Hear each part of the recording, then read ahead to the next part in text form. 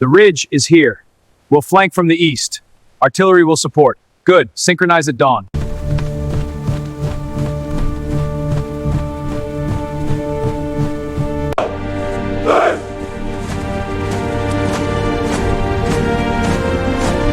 They say a man's reputation can outlive his flesh.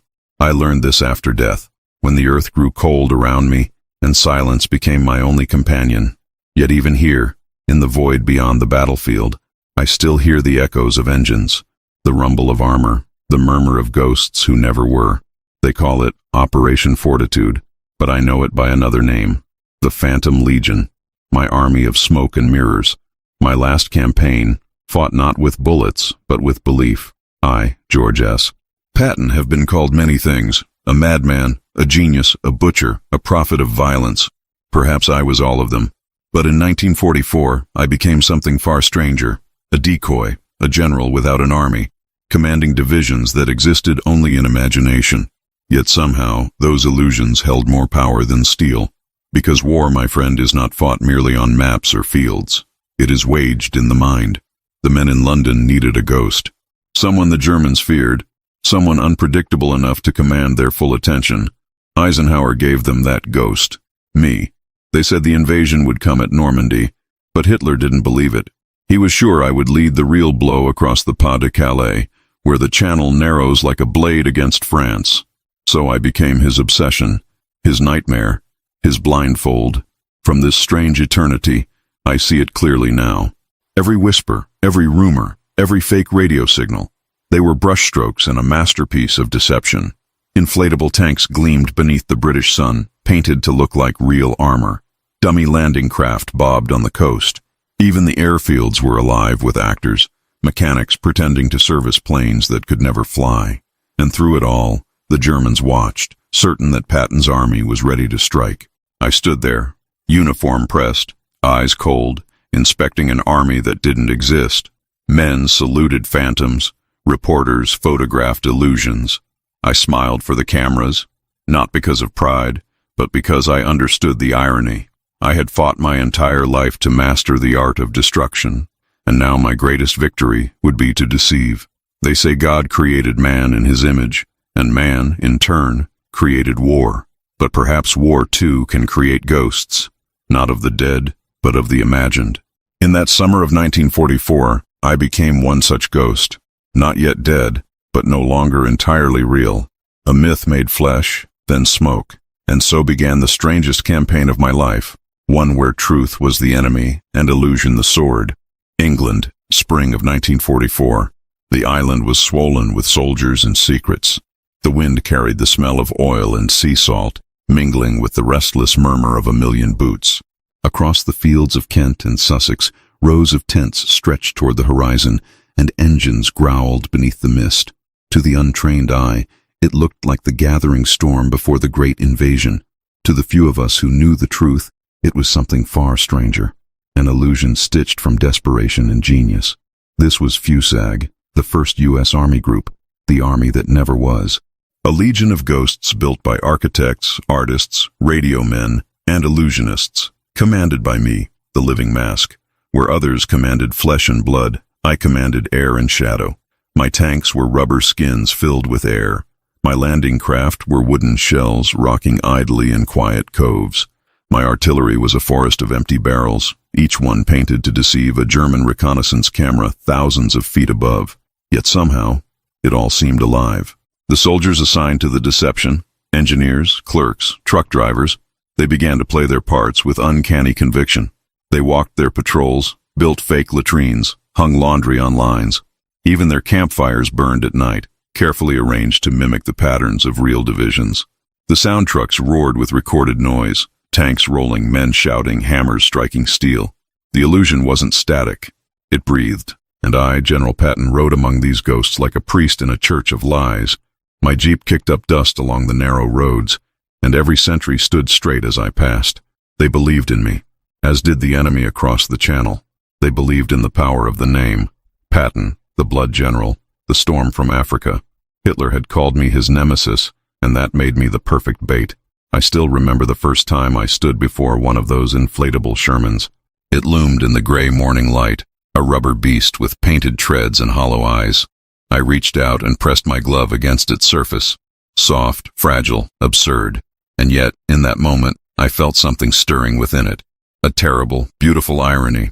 We were creating a mirage to save lives, a lie to win the truth. The English countryside became a stage, and every barn a theater of deceit. Radio operators sent endless streams of coded chatter into the ether, reports of non-existent maneuvers, supply requisitions, weather updates. Trucks drove in circles to mimic troop movements, leaving tracks in the mud that German aerial photos would later mistake for mass mobilization.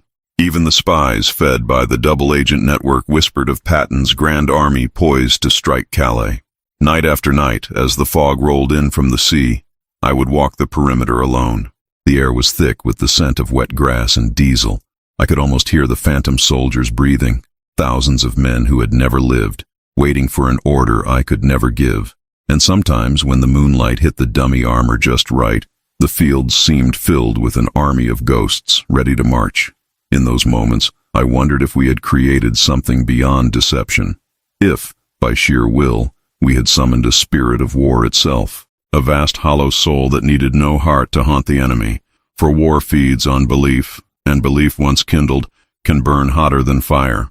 So we built the perfect illusion, and like all illusions, it began to believe in itself. By June of 1944, the illusion had swollen to its full, terrible majesty. Fusag, my phantom army, shimmered like a mirage across the southeastern plains of England. From the white cliffs of Dover to the old airfields of Canterbury, the countryside thrummed with false life. Radio chatter crackled day and night.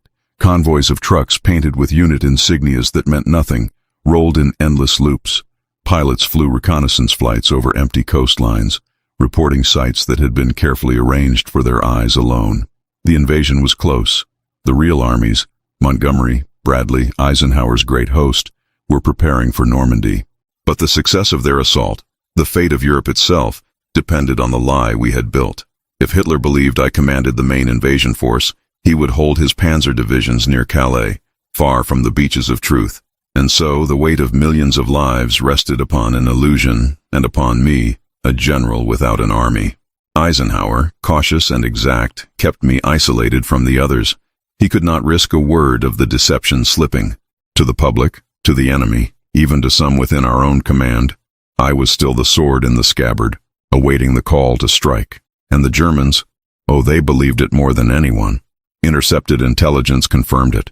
Hitler was convinced that Patton's army would be the real blow. He called Normandy a feint, a trap. He refused to move his forces. The phantom had done its work. Yet the deeper the deception grew, the more unreal it all became. I felt myself dissolving into the fiction. I would stare into mirrors and see not my own reflection, but a figure of smoke, a man both living and dead, commanding shadows. At night, when the lights of Dover flickered like dying stars, I'd hear phantom engines rumbling in the dark, though no real tanks moved. The air itself had become haunted by our invention. There were moments I questioned the sanity of it all. To build an army from lies, to wear the mask of war without blood, to trick death itself. Was this strategy or sorcery? Perhaps it was both. War had always been a theater of madness, and we were its latest actors. We dressed our stage with rubber and paint, but behind the curtain, real men were preparing to die. On June 6th, when news reached me that the Allies had landed in Normandy, I felt neither joy nor relief, only silence. The storm had begun, not here, but 200 miles away. And yet, for all the bloodshed on those beaches, my army still held the enemy's gaze. For weeks after D-Day, the German divisions remained frozen near Calais, waiting for my attack, an attack that would never come. Hitler, obsessed with the ghost of Patton, refused to release his reserves. The deception had become his madness, and through him, it had become ours. I realized then that we had not merely fooled him, we had infected him. The idea of me, the myth, the monster, the storm, had rooted itself in his mind like a curse. As reports came in from France, towns burning, men drowning, heroes falling in waves, I stood before the empty fields of Kent, surrounded by silence. The wind moved through the dummy tents, whistling through the fabric like a requiem. My soldiers of air stood unmoving, eternal, and I thought, Perhaps this is the truest form of war, to make the enemy kill himself chasing ghosts. But every illusion demands a price, and soon the reckoning would come. The guns thundered across the Channel. France burned. Normandy, that name would be carved forever into the marrow of history. Yet I, the so-called sword of the Allies, stood on the cold cliffs of Dover, commanding nothing but ghosts. The real war raged beyond the horizon, and I, the man who lived for the roar of engines, for the heat of battle, was condemned to silence. Night fell heavy upon England. The wind from the sea carried faint echoes of distant cannon fire, as if the earth itself whispered of the slaughter unfolding across the water. Reports arrived by courier. The landings had succeeded. The beaches were held. The push inland had begun. And still, the Germans waited at Calais, convinced that I would strike. The illusion endured, but its success brought no triumph, only a hollow ache, a victory of shadows. I began to walk the empty camps at night, lantern in hand. The tents sagged in the mist, their ropes creaking like gallows lines. The rubber tanks loomed like monstrous carcasses, gleaming faintly in the moonlight. The sound trucks, silent now, stood like coffins, their reels still coiled with the voices of men who never existed. The entire landscape was a graveyard of lies. There, in that quiet, I felt the weight of every soul who fought and died across the sea. I imagined their bodies on the beaches, tangled in barbed wire, the surf crimson with their blood. They had stormed through fire, while I had stood here, hidden behind the mask of a myth. My orders had saved them, yes, but it felt as though I had betrayed them too. A soldier's worth is measured in courage, not cunning. And what courage had I shown, commanding air? Sleep abandoned me. I drank too much, smoked too much, prayed too little. Sometimes, in the fog, I saw movement among the dummy camps, a flicker of shapes between the tents, a line of phantom men marching toward the sea. They saluted as they passed, their faces blank, their eyes black hollows. I would lift my hand in return, though I knew they were only the fragments of my own guilt. One night, as I stood overlooking the coast, I heard the faint hum of engines behind me. A column of trucks was passing in the dark, their headlights dimmed. I stepped aside to watch them go. Real men this time, real soldiers moving south toward the docks. Their faces were young, silent, hard with purpose. They did not look at me. To them I was just another officer in the shadows. For a moment I envied them. The living, the fighting, the damned. I realized then that every victory demands a sacrifice. But sometimes the sacrifice is not life, it is meaning. I had become a ghost long before death took me. A phantom dressed in metals, wandering the edges of a war I no longer touched. And yet, the deception continued. Even as the Allies broke through the hedgerows of France, the enemy clung to the dream of my army. Hitler, mad with conviction, refused to see what was before him. He had chained his faith to my image, and in doing so, doomed his legions. It was a cruel symmetry.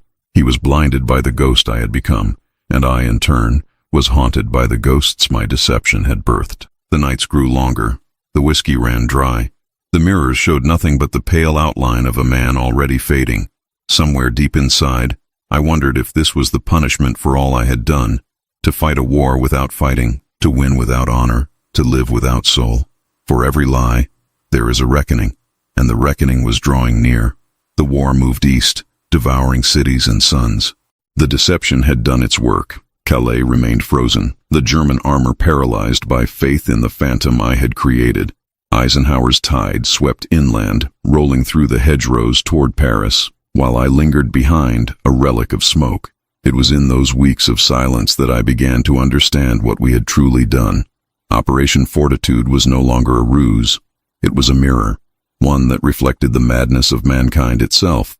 We had crafted a god from absence, a weapon forged entirely of imagination, and the enemy had worshipped it. Belief, I realized, was the most powerful armament of all. It did not bleed. It did not break. It simply consumed.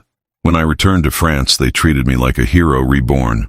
The old blood and guts, the firebrand general, unleashed once more upon the continent. Yet beneath the cheers and brass fanfare, I felt nothing. The adulation was for the myth, not the man. They were celebrating a ghost that had already served its purpose. I looked at the young soldiers lining the roads, faces smeared with mud and awe, and thought, you have no idea what kind of war this truly is. One evening, near the ruins of Cherbourg, I stood alone among the rubble. The air stank of cordite and rain. A child's toy lay half buried in the mud beside a helmet. That sight pierced me deeper than any bullet ever could. I understood then that all our strategies, all our grand deceptions, were just elaborate prayers against the inevitable. Death, chaos, the devouring void.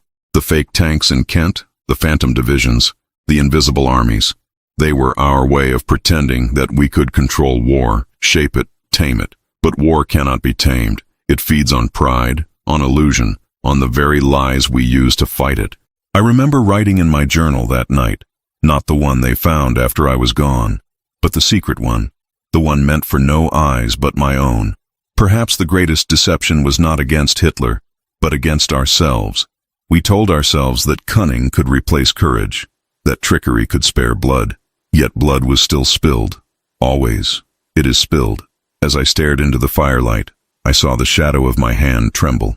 It looked like that of an old man, not the warrior who had charged through Africa, but something hollowed out, something fading, and I knew, with sudden clarity, that I had crossed a threshold. I was no longer a soldier of flesh, but of story. I had become the weapon, the symbol, the ghost the world required. When I met Eisenhower again in liberated France, he congratulated me. His words were polished, official, hollow. "You saved thousands, George," he said. "Your army of air and light did what no battalion could." I saluted him, but inside I wanted to ask, and who will save the rest of us? Those who can no longer tell truth from illusion. That question followed me long after the guns went silent. Even now, from this spectral vantage beyond time, I see it clearly. Every war is built upon deception, and the greatest deceptions are the ones we believe ourselves. For in the end, I did not merely fool Hitler. I fooled history. Now the world sleeps beneath the monuments of its own victory. The beaches of Normandy are quiet. Grass grows where blood once flowed. Tourists walk where men once died, their laughter scattered by the same wind that carried our screams. Time, it seems, has chosen to forget the texture of sacrifice. Yet I, the restless spirit of war, cannot forget. I was born of it, bound to it, and damned by it. They call me a hero, a genius, a legend, but I am none of those things. I am only the echo of a lie that saved the living and cursed the soul that told it. Operation Fortitude, my phantom army, became the masterpiece of deception. Historians write of it with admiration. Soldiers remember it with relief, but I see only the hollowness beneath. The rubber tanks deflated long ago. The dummy camps rotted away, and yet their shadows remain, floating in the collective memory of mankind. The ghosts we created have outlived us all. Sometimes when the night deepens, I imagine myself walking once more across the fields of Kent. The fog lies thick, the tents still rise in orderly rows, the sound trucks hum faintly in the distance, and there, among the empty shells and painted armor, I see them, the soldiers who never were. They stand waiting for orders that will never come, their eyes gleaming like stars in the mist. When they salute, I return the gesture. They are my children, born not of blood, but of imagination. Perhaps this is what eternity truly is, to be trapped within one's own creation. I wander through the afterimage of my own deceit, and every whisper of wind sounds like the voice of a soldier calling, "Sir," from beyond the veil. I answer, though I know it is only the echo of what once was. The world will remember the victories, Normandy, the march to Paris, the liberation of Europe. Few will remember the lie that made it possible. Fewer still will understand that truth and falsehood are not opposites in war. They are allies. Every battle begins with illusion, the illusion of righteousness, of control, of destiny. And when the shooting stops, only ghosts remain to tell what truly happened. When I died, not on the battlefield, but on a quiet road in peacetime, I thought I had escaped the noise. I was wrong. The guns still thunder in my dreams. The ghosts still march beneath the surface of the world, waiting for men to summon them again. For as long as mankind believes in war, the phantom legions will return. Perhaps they will no longer be made of rubber and radio waves, but of data, drones, and unseen hands. But they will be the same. Illusions given life by fear and faith. I sometimes wonder if Hitler saw the truth before the end. As his empire crumbled, did he realize he had been undone not by armies, but by ideas? That the specter of Patton, the myth, The lie, the impossible army, had already conquered him before a single boot touched the sand at Normandy. If so, then our final duel was never of guns or steel, but of belief. Now, from beyond the veil, I watch the living build their new wars, their new illusions, and I whisper to them as I whisper to you, never forget that the greatest weapon is not the tank or the plane, but the mind that commands them, the mind that believes, and makes others believe. The fields of Kent are quiet now. The wind moves gently through the grass, and in its murmur I hear the faintest echo, the roll of engines that were never real, the heartbeat of an army that never existed, and in that sound I live on. I am General George S. Patton, the man who won a war with ghosts, and in the silence that follows, I remain.